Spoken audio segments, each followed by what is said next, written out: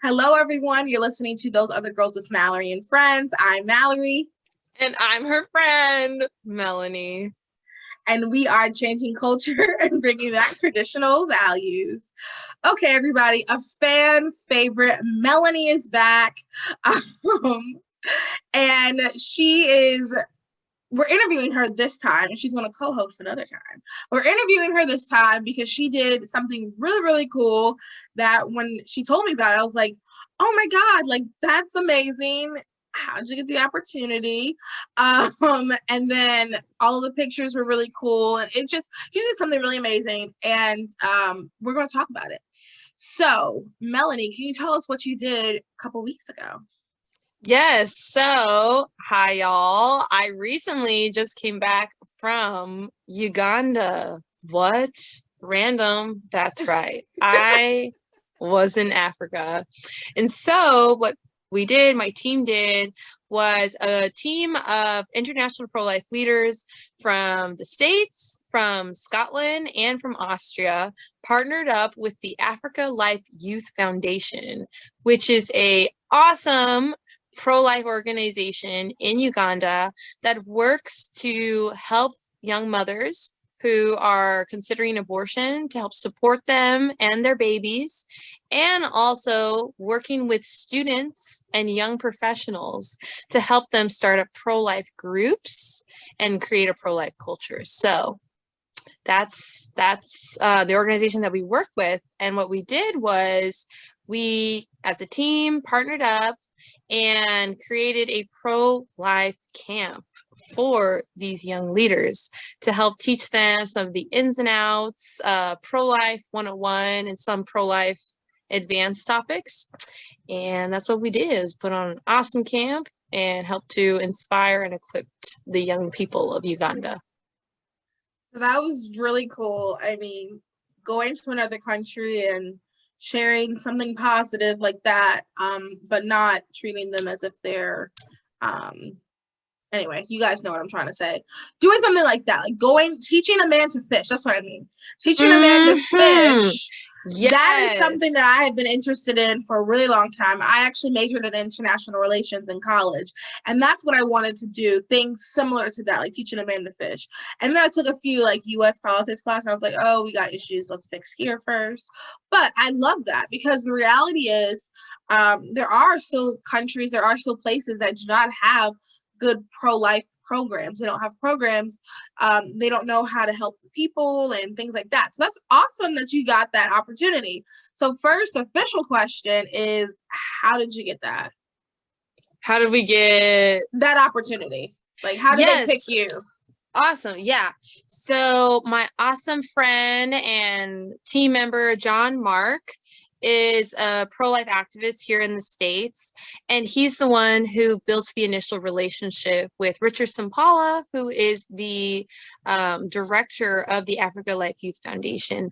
So Richard, not too long ago, last year, 2020, was looking to find relations with pro-life leaders in the States, trying to find who in the US can help his organization. And he met John Mark, who was a prominent student leader with Students for Life and 40 Days for Life, had done sidewalk advocacy, and now is a full-time accountant. And so John Mark is the person who built that initial relationship. They put on a first camp back in December, just John Mark and Richard Sampala and a few other pro-life leaders there. And that initial camp was really teaching the youth heavily, what does it mean to be pro-life? What is abortion? What does abortion do? How does abortion hurt women? And what can you do? How you can start a pro-life club. And since December 2020 of that first pro-life camp, they trained over 200 young people. Wow. And those young people have a confirmed 20 babies saved from abortion. That's just from December 2020, and we're now in June 2021. Yeah, amazing. Wow. That is, statistically wise, that is amazing. Yeah, and I met several young people who, prior to that first camp, they didn't understand what abortion was. I met one girl who has a testimony who says that she believes that she even assisted her aunt with an herbal abortion.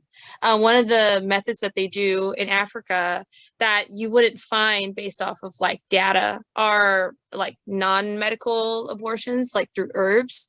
And so she looks back and she thinks like, yeah, I think that thing I bought my aunt was like abortion medicine, and I didn't know what I did. I didn't realize that until after the camp and learning about abortion. So I met several people who, prior to that first camp of, you know, pro-life leaders coming in, teaching the youth about what does pro-life mean, what does it mean to be anti-abortion, they learned about life in the womb and how abortion is life. And so this past camp was really kind of going over those same themes, but really building off of that too. And like Angelique from Life Dress taught like marketing. How can you market yourself? How can you use skills? How can you use skills to create your own like substantial like pro-life fundraising business? What can we do so that way we can bring funds back to your pro-life group and help out that young mom who chose life? John Mark taught public speaking. We had another leader from ADF International who taught about like public policy, how to get involved in your parliament, and etc. I taught sexual risk avoidance, which is pro-life sex ed that Planned Parenthood International and Mary Stopes, which is the main abortion provider in Europe, what they hate, because what they advocate for is comprehensive sex ed. And so what I specialize in is sexual risk avoidance. And I also taught fertility awareness methods, which was all new information to the young people there. So that would be new information to a good chunk of our listeners as well. We should definitely do an episode or even do like a class. Do you do classes? Could you teach a class? I am working on getting certified. Like that is my goal, is to be a fertility practitioner / coach / educator. Well, even the sexual risk avoidance thing, it would be cool if we could do like a Zoom class with everybody who listens, like some of our audience, just to know the information. We can definitely, and then, you know, we can do an episode about it or something like that. But that's really cool, Mel. Oh my goodness. Yeah. Wow. That's what we did. You are an international pro-life advocate, I guess. Thank you. Officially international. Wow. So what is something that you learned there about people? So what I learned, well, something that is beautiful, if people ever get the opportunity to travel, and you don't necessarily have to travel to learn this life lesson, I suppose, but if people get the opportunity to just see more of the world and God's creations and the humans that God created, you really see how at the end of the day, people are people and people are just living their lives, and they're not all that different from you and me. We have senses of humor, we have hobbies and things we like to eat. So even though we may be from hugely different parts of the world, we all can form a connection. So that's something I feel like I always had a basic understanding, especially since getting opportunities to travel. Another thing too with traveling is once you get to see the world or just different parts of where you live, you can also see like not everybody fits a stereotype. Like not everybody fits into certain boxes of like, like for example, like Afro-Latinos, people who look black and are black, but they may only speak Spanish, you know, or people who maybe someone who's blonde hair, blue eyes, but also only speaks Spanish, you know. So there's just so many different types of people that can like break the like stereotypes that we create in our heads of what certain people must look like. And so while in Uganda, I feel like so much of what we learn about Africa in movies and like really like TV ads doesn't show you how there's highways, there are businesses, there are people who dress in clothes like what we would understand to be like normal, or you know, normal Western dress wear.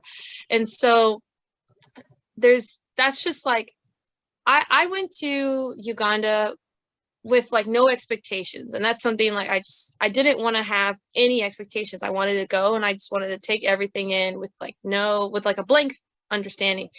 And like the only times I ever saw people who looked very poor were when we went out into the villages, or when we saw people who were dressed you know, in clothes that looked unwashed, etc. So I think that was just another thing that I learned. So wait, pause for a second. So you're saying it wasn't as common as we would think based on television? Yeah, I heard poor. it. I heard an expression before. I think it's called like poverty porn.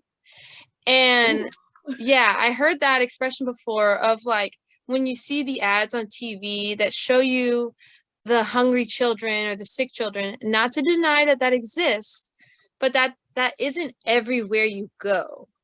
That there are people who have phones and have internet. Not that that's everyone. Yeah. But like in the US, essentially. People have cars, people have motorcycles. Like, so it's not that there isn't those poverty stricken parts, but that was definitely something new I learned about the people there. That people can look and dress like me.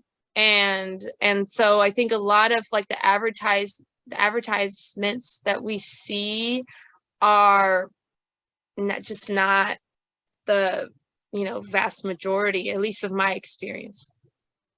I really like that. I think that I'm a big fan of traveling. In the future, I would love to do a Those Other Girls international trip where we do something like that. I would love to do that. I'm a big fan of traveling, purely because of what you said. You get to see different people, and it puts a few things in better perspective, that we are all image bearers of God. And I'm a huge fan of that. I think we get so caught up in what's going on in our little towns, which, you know, you should care. You should be invested in your town for sure. But there's so much more. God created this entire earth. That's my biggest argument for traveling, is God has created this entire world. Why would we just stay in this one place? I think you should travel. I think you should go out and you should see. I recognize that sometimes it's hard to travel, but if you can, I highly recommend it. And another thing that I like that you said is how it changed. Well, you said you went there without any perceptions, but I like that you gave us, because not obviously, but like, I know I had some perceptions. I'm sure people listening had some perceptions of what you would see there. And I think it's good to hear about how what we see on TV, what we see on the news, is just so different than how it actually is. And the only way we can really, like, we can hear about it, we can talk about it, we can watch a video, we can see it, but the only way we'll actually like understand, I think, fully is going there and seeing it ourselves. But it's really good that you told us that you can relay that. That's why so I have a travel blog. I haven't done anything because I haven't been out of the country in like a year, so there's no reason to blog about Charlotte. But on my blog, I talk about my time when I went to Oman, and what I loved about it was, it obviously is a Muslim majority country, but it was beautiful. The people were so kind. It was just, to me, it was a great experience. But I cannot relay how amazing and awesome that experience was, because you just had to experience it. And I feel like that's how a lot of trips are. You just have to experience how beautiful the culture is, how beautiful the sands, the sky, the mountain, your dog. Yeah. This is Munchkin. Hello, Munchkin. To all the YouTube viewers, right? Yeah. They'll get to see Munchkin. So subscribe to those other girls on YouTube if you want to see my doggy Munchkin. Please do. Please, seriously, please do. But yeah, so what were you able to go to a beach or anything like that? I don't know where Uganda. I feel so ignorant. Is it on the coast? Is Uganda on the coast? I think no. Uganda is land bordered. Okay. But there is a large Lake Victoria. And we got to go on the Nile River. We got to go on a boat ride. So cool. And we got to see what is claimed to be the world's most powerful waterfall at Murchison Falls is the name. So we got soaked. It was so fun. That's cool. Yeah. So everybody listening, look out for opportunities like that. What are some tips that you have for people? So you're incredibly active in the pro-life community. What are some tips you have for people who want to become more active? Yeah, so I would say look into what you have going on locally in your community. Is there maybe a coalition for life that's already set up, or a citywide Right to Life group? Get on their email list, like them on Facebook, find out what are the local events, and that way you can start building up your network right in your own home city.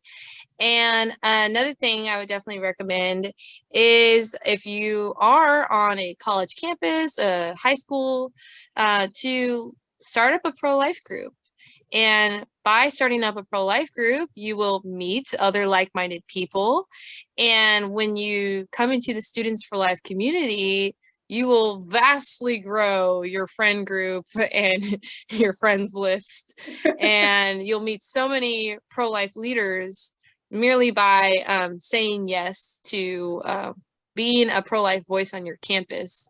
And Students for Life also has outside of college opportunities. They have a group called Pro-Life Future. So if you're outside of college, join the Charlotte one. And and if you're like in between of like, I'm not in school anymore, but I would like a pro-life community, you can either start up or find your local chapter of a pro-life future. That way you can be surrounded by pro-life young adults and do pro-life service events alongside them. And another thing I have to advocate for is really take it to the sidewalks. The sidewalk is I like to think of it as the front line of the abortion battle.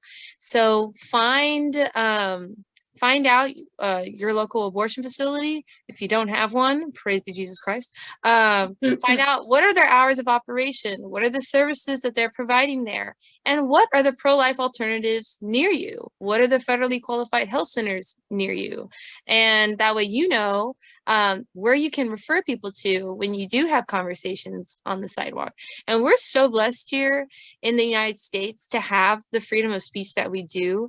In Australia, the sidewalk, the pro-life advocates cannot be on the sidewalks of abortion facilities. They have laws that prevent you from even wearing or speaking anything pro-life within, like, I think a football field's radius around an abortion facility. Wow. Yes, that's in Australia. That's one of the abortion battles they have to do in Australia.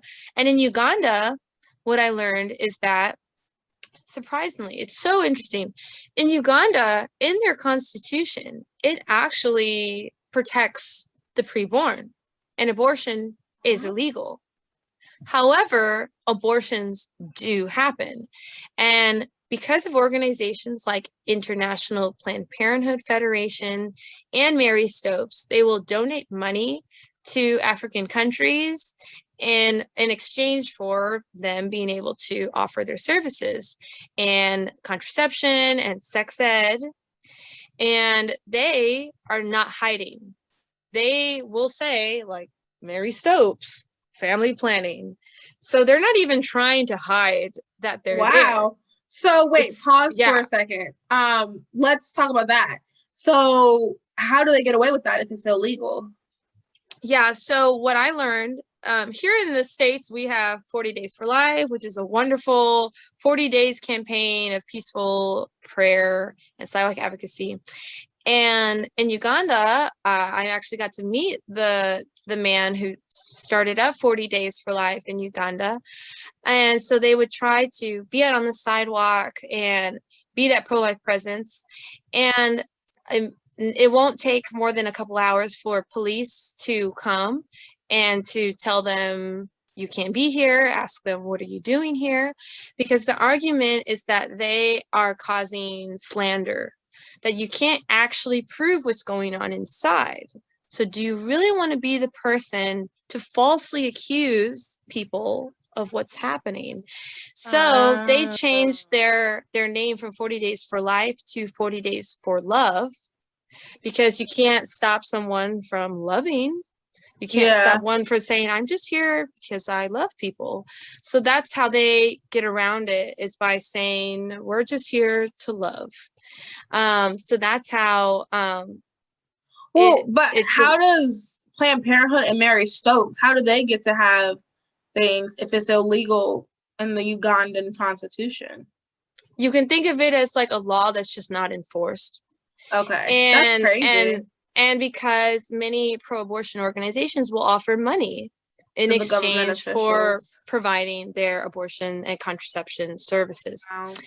So that was just another way of me advocating for how to get involved, is take it to the sidewalks, and me giving a spiel of why we're so blessed to be able to do that here. Because in other countries, like the examples I gave, it's not as easy. So those are some ways of how you can get involved.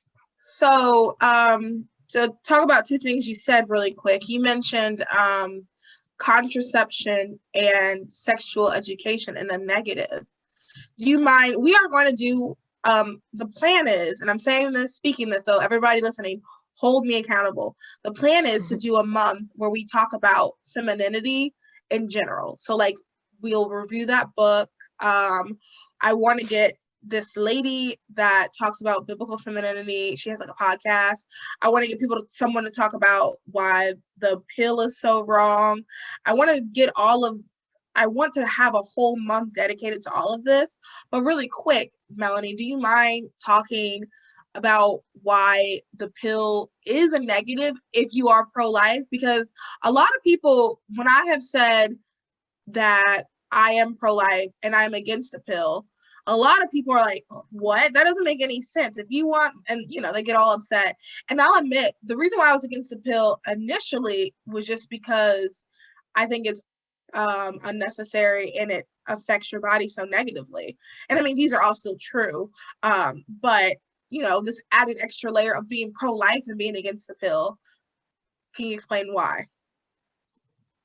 Yes. So as I can make a secular argument for why hormonal contraception is harmful. So the way how hormonal contraception works, and it's not just the pill, any and all hormonal contraceptives, did I just say contraceptives twice? Any and all hormonal contraceptives work the same. Well, what other, so then like the shot and the thing. Yeah, you can think of the shot, you can think of the Depo-Provera and the arm, you can think of IUDs. They all work in the same like mechanism. Are IUDs, are those hormonal? Yes, so there's a couple. There's the IUD, I don't know the name brands, and then there's also the copper IUD, which technically is not a hormonal contraceptive, but the copper IUD can alter your copper levels in your body, so that can also still negatively affect you. Even though it's not a hormonal contraceptive, it can alter your copper levels in your body. So the way how hormonal contraception works is by several ways of defense. So the first line of defense is by suppressing a woman's ovulation. So I used to think that it makes your body think you're pregnant so you don't become pregnant. But then I heard from another podcast or resource, not necessarily true. It makes your body think you've already ovulated, so that way you don't ovulate. And what ovulation is the release of the egg. And there's 3 things that we need in order to get pregnant. And you'll never become pregnant without these 3 things, which is sperm, egg, and mucus. Because without mucus, sperm cannot swim upstream to meet and kiss the egg and fall in love. So it'll suppress ovulation. And ovulation, which is a process, like I said, it's when the egg releases. And throughout our whole monthly cycle, we have these different hormone levels that fluctuate. We get really high estrogen when we're getting close to ovulation. That's when our hair's looking good, our skin's looking good. We are ready to, that's when we are ready to mate. We are ready to get our mans. And then when we get really high progesterone, that's when our body is preparing for a baby. That's when it's preparing to for egg and sperm to meet and to have implanted.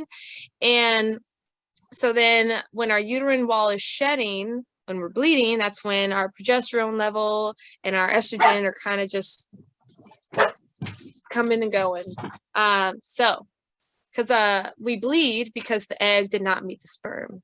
And every month our body's preparing for a new life. And when a new life has not implanted and been created, that's why we bleed. So the first way is suppressing ovulation.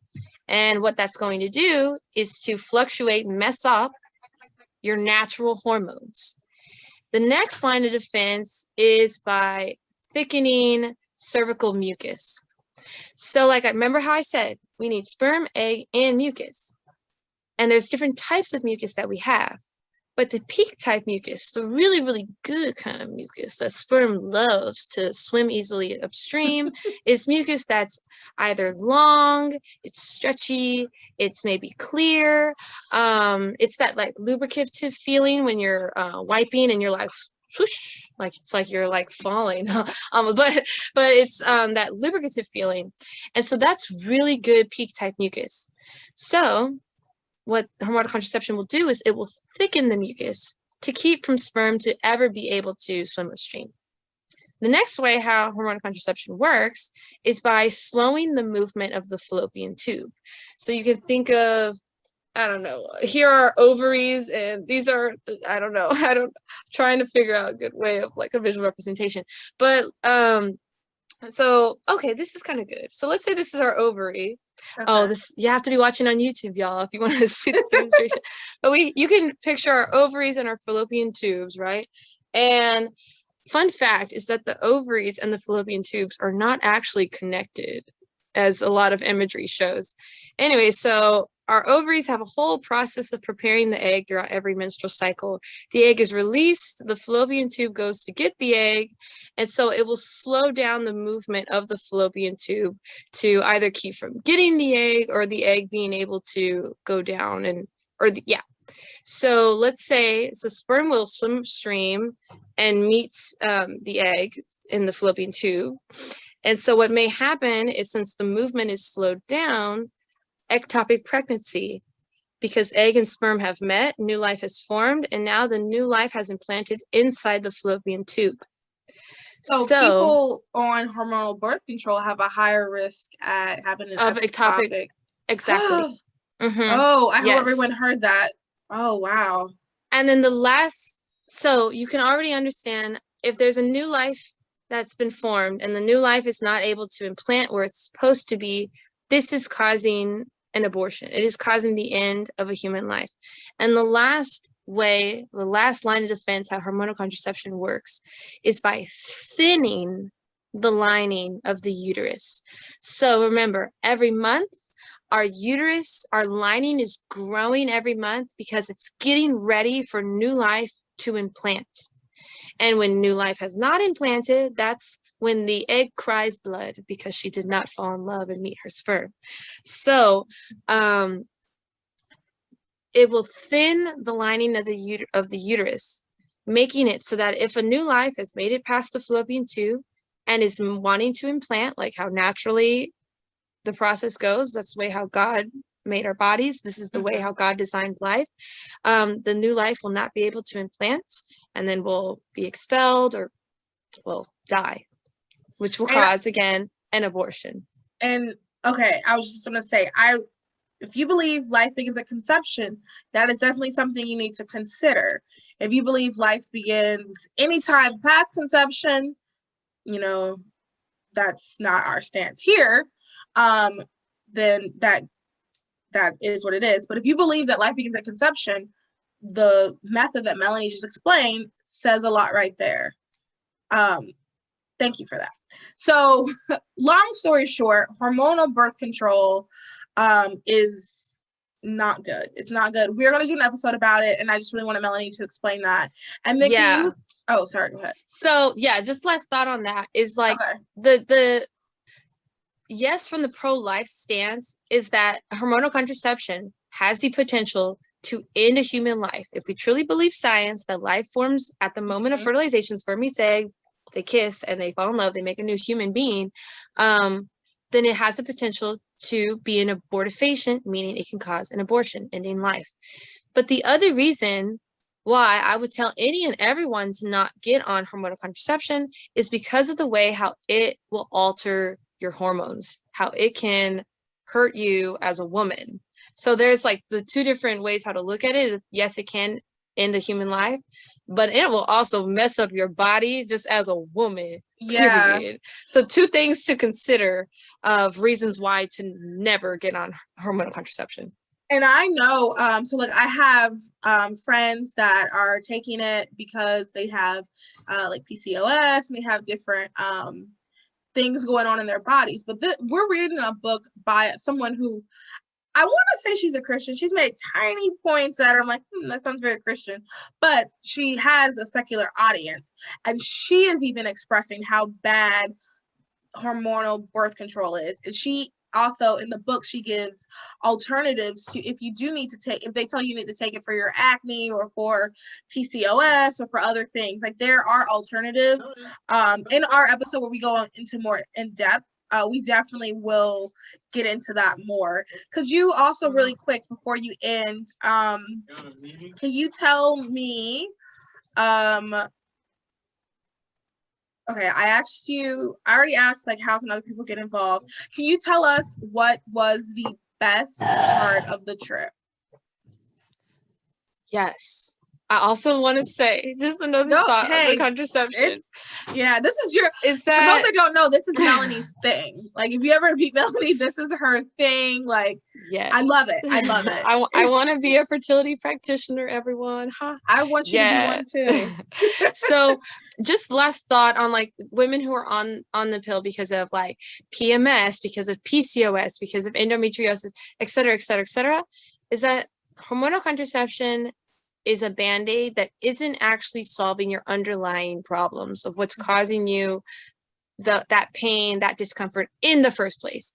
So my recommendation to everyone is always get off of it and find yourself an OB-GYN who specializes in naprotechnology, which is a short for natural procreation, who's going to be able to get to the root of whatever those hormonal imbalances are, whatever your body's actually trying to tell you, instead of masking it with artificial hormones. Period. Okay, next thought. What was my favorite part, you asked? Was that the question? Yes. Okay. My favorite part. My favorite part, you mean like a moment? Yeah, like what was like a point in your trip where you're like, actually, no, here we go. I'm gonna set up the scene. During your whole trip, when was there a moment where you're like, God wants me here. I'm where I need to be right now in this moment. Huh. I know, great question. And I put you on the spot. I'll say when I taught my specialty seminars, because you can think of it like a camp, you have your activities with all the groups, and then we had like our breakout groups with our different topics. And when I had people who came to my specialty seminar, I'm thinking about it now, and it's coming more like clear to me, the memory.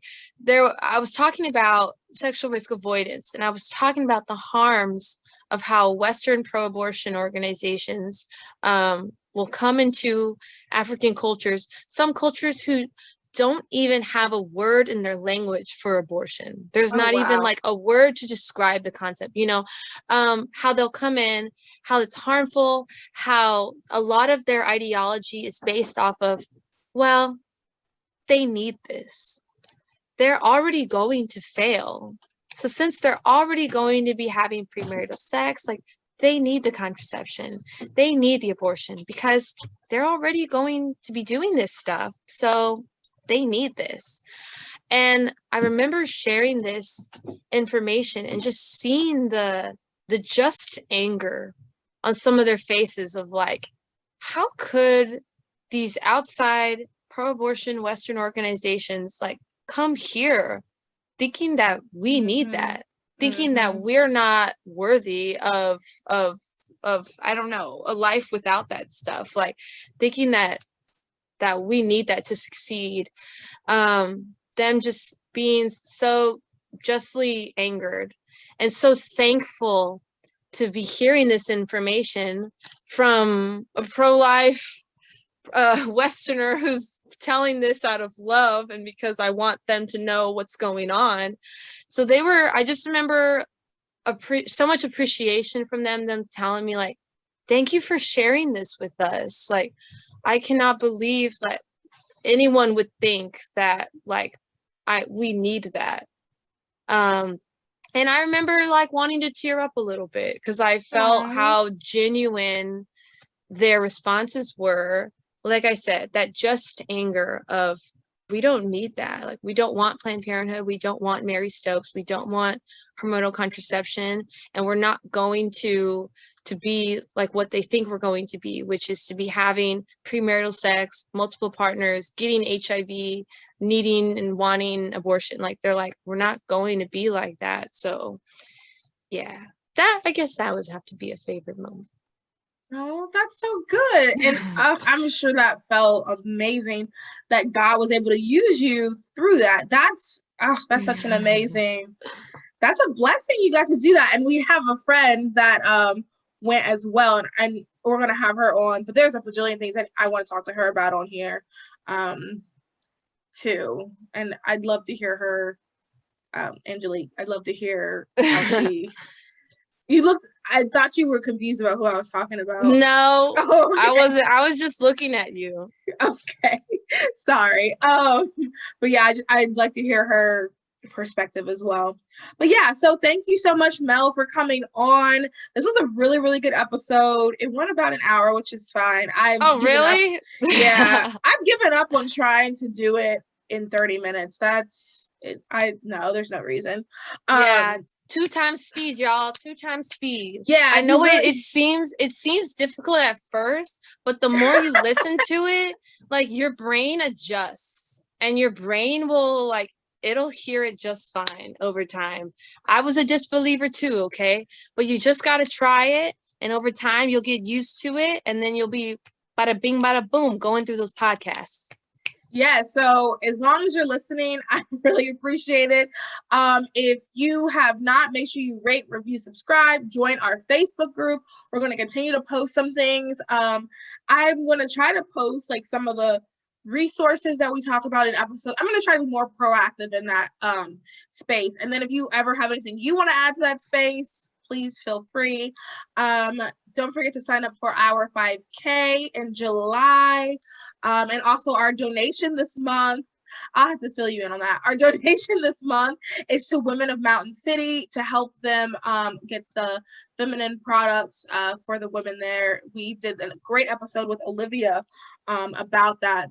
And you guys heard me through the whole episode. I was like, oh my God, how do we do this? How do we fix period insecurity? So we really want to work on that this month. That's this month's donation. So yeah, you guys, thanks everybody for listening. Bye. Bye, y'all.